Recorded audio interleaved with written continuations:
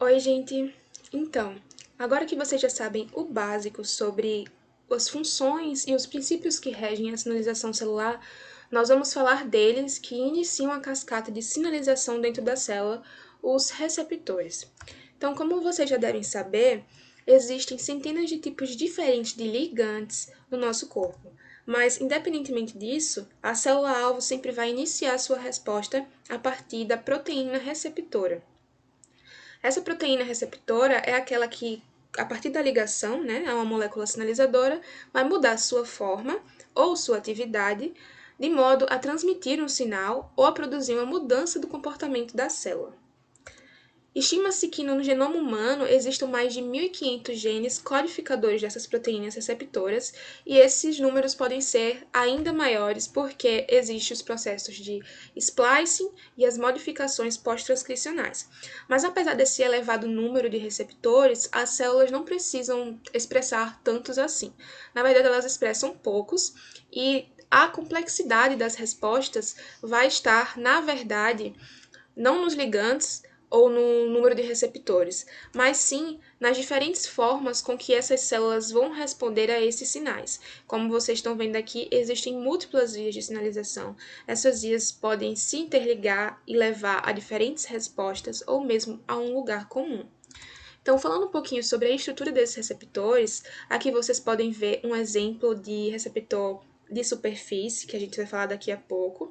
É um receptor acoplado à proteína G, por isso que ele tem essa estrutura característica, que vai passar a membrana plasmática várias vezes, mas o nosso objetivo aqui é reconhecer que os receptores, todos eles são essencialmente proteicos. Então, vocês estão vendo aqui que isso aqui é uma longa cadeia de aminoácidos, tá? E ele vai ter uma extremidade aminoterminal e uma extremidade carboxiterminal. Aqui do lado a gente está representando a ligação de uma molécula sinal a um receptor. Isso ocorre por um sítio de ligação bastante complexo que vai caracterizar, vai configurar uma autoespecificidade para esse receptor. Vai tornar ele mais seletivo às moléculas, porque a gente não quer que esse receptor se ligue a todo e qualquer sinal do corpo. Então ele precisa responder a sinais específicos e isso acontece justamente por conta dessa especificidade, dessa complexidade dessa estrutura, tá? Outra coisa que é importante da gente ressaltar é que não necessariamente é uma célula que tenha o mesmo ligante e o mesmo, que no caso receba a mensagem, né, por um mesmo ligante e o mesmo receptor vai apresentar a mesma resposta. Por exemplo, existem receptores de acetilcolina tanto no músculo cardíaco quanto nas glândulas salivares. E a acetilcolina, quando se liga a esse receptor, não necessariamente vai levar as mesmas respostas. Então, falando um pouquinho sobre os tipos de receptores, existem receptores de superfície celular, como aquele que a gente mostrou, que está aqui na membrana plasmática, e existem receptores intracelulares que estão ou no citosol ou já no núcleo. Esses receptores de superfície celular vão se ligar aqui a moléculas hidrofílicas, moléculas que são incapazes de atravessar essa membrana plasmática. Enquanto do outro lado, a gente na verdade vai ter essas moléculas capazes de atravessar essa membrana plasmática, no caso são moléculas hidrofóbicas e bastante pequenas, que a gente vai ver no próximo slide. É importante ressaltar também a diferença entre esses dois receptores quanto à resposta. Nos receptores de superfície celular, como a gente falou logo no primeiro slide, eles vão ser transdutores, eles vão processar e distribuir aqui o sinal. Já os receptores intracelulares são receptores e também os próprios efetores da resposta. Então, esses receptores vão ser responsáveis por regular a atividade gênica a partir da ligação de moléculas hidrofóbicas e pequenas. São exemplos dessas moléculas os hormônios sexuais, produzidos pelos ovários e pelos testículos, o cortisol, os retinóis, que são derivados da vitamina D, os hormônios tireoidianos e os retinóis, que são derivados da vitamina A, os hormônios tireoidianos e a vitamina D. Então, essas moléculas, quando se ligam aqui a esses receptores, vão ativá-los. Isso vai fazer com que determinadas regiões desse receptor sejam expostas, e aí ele pode se ligar a sequências específicas de DNA adjacentes aos genes regulados por esse ligante. Por esse caráter hidrofóbico dessas moléculas aqui, geralmente elas passam na corrente sanguínea ligadas a proteínas carreadoras plasmáticas. Então, quando esse complexo se liga aqui ao DNA, ele vai estimular a transcrição. E ele pode estar tanto aqui no citosol e partir para o núcleo, ou pode já estar dentro do núcleo. Aqui a gente tem detalhadamente esse processo de ativação do receptor intracelular. O que acontece é que, sem o ligante, na maioria das vezes, eles estão associados a proteínas inibidoras, tá? E quando o ligante chega até ele, o que ocorre é um desacoplamento desse complexo de proteínas inibidoras, fazendo com que algumas regiões desse receptor possam se ligar agora a proteínas coativadoras que vão estimular a transcrição do gene-alvo. O contrário também pode acontecer. Pode ser que existam receptores que já estão atuando e na presença de um ligante, na verdade, eles sejam inibidos. Os receptores de superfície celular, por sua vez, como já falei, são transdutores do sinal. Eles vão converter um sinal, que é o sinal de ligação do receptor, para sinais químicos intracelulares, a partir das cascatas de sinalização. Esses receptores podem ser canais iônicos dependentes de ligantes, podem ser receptores acoplados à proteína G, como aquele exemplo que dei no início. Proteína G é essa estrutura aqui embaixo que se acopla ao receptor, que passa 7 vezes na membrana, a gente vai ver mais para frente. E eles podem ser enzimáticos ou acoplados a enzimas. E esses receptores enzimáticos ou acoplados a enzimas vão possuir domínios que vão catalisar algumas reações, como reações de fosforilação, por exemplo, ou eles podem estar associados a enzimas. Não necessariamente eles vão ter, no caso, essa ação enzimática, mas sim vão ativar enzimas vizinhas, como a gente vai ver mais para frente. Então, assim, a gente tem que ter atenção, porque esse aqui é um resumo dos receptores de superfície. Existem vários outros receptores, na verdade, como os receptores NOT, WNT e Hedgehog, que geralmente eu associo com o Sonic Hedgehog. Esses receptores não são tão falados porque, na verdade, eles estão associados ao desenvolvimento embrionário. Então, vocês vão encontrar eles geralmente em livros de embryo, como o Larsen, que gosta bastante desse tipo de sinalização aqui. Os receptores, que são os canais iônicos controlados por ligantes, são bastante importantes nos processos de sinalização. Aqui eu trouxe um exemplo do mais comum deles, né, que é o receptor de acetilcolina, o receptor nicotínico de acetilcolina.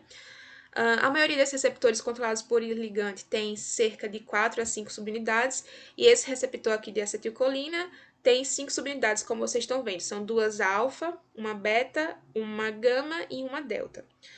Esses receptores vão circundar poros que perpassam a membrana plasmática. Nesse caso, o poro tem cerca de 0,7 nanômetros de diâmetro. E eles possuem estruturas, sequências que são ricas em ânions. E isso vai fazer com que esses ânions aqui nessas sequências tenham uma afinidade pelos cátions que estão ali no meio extracelular, tá? Então, aqui fora vocês estão vendo que existem sítios de ligação para acetilcolina na interface entre as subunidades alfa e as subunidades vizinhas.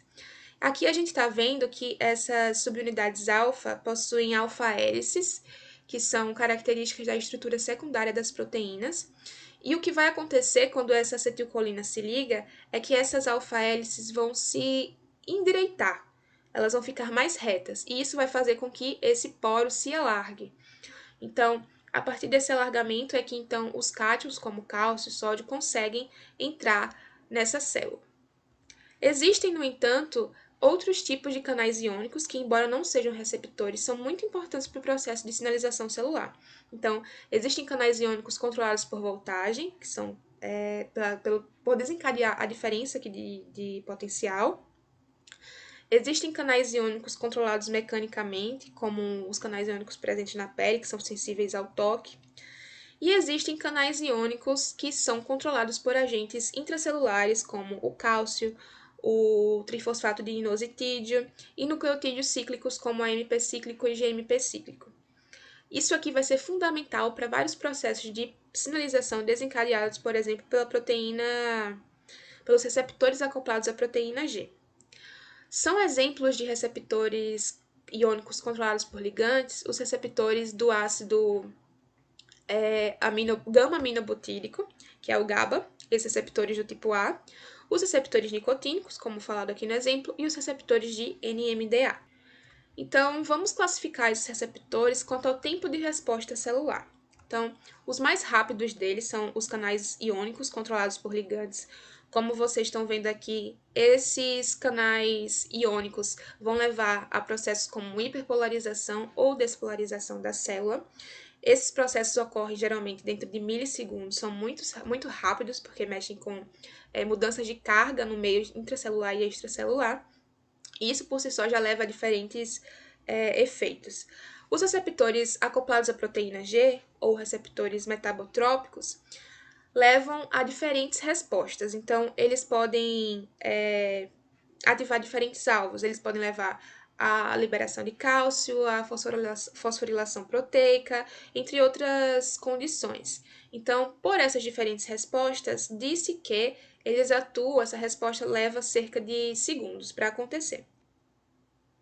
É dito aqui que esses receptores enzimáticos ou acoplados a enzimas vão levar à fosforilação de proteínas que estimulam a transcrição gênica, e isso vai levar horas, mas é preciso ter atenção, porque esses receptores também possuem múltiplas vias. Eles podem tanto estimular a transcrição gênica, e essa resposta geralmente dura horas mesmo, é uma resposta lenta, mas eles também podem ativar proteínas efetoras que já estão ali dentro da célula, que não precisam ser codificadas, como enzimas, como proteínas do citoesqueleto. Então, quando essas proteínas já estão presentes na célula, quando esses alvos já estão dentro da célula, essa resposta não leva tanto tempo assim.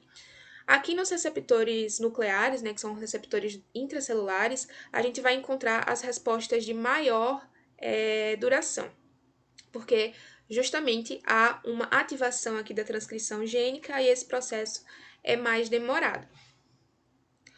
Como eu falei, é importante a gente não necessariamente determinar que determinados receptores vão ser mais lentos ou mais rápidos. A gente tem que seguir um raciocínio e que, a partir da ligação da molécula sinal com o receptor, diferentes vias, diferentes alternativas podem ser tomadas. Então, a célula pode levar a uma função proteica alterada de uma proteína que já estava ali na célula, como eu já falei, e isso vai levar a uma resposta rápida de segundos a minutos.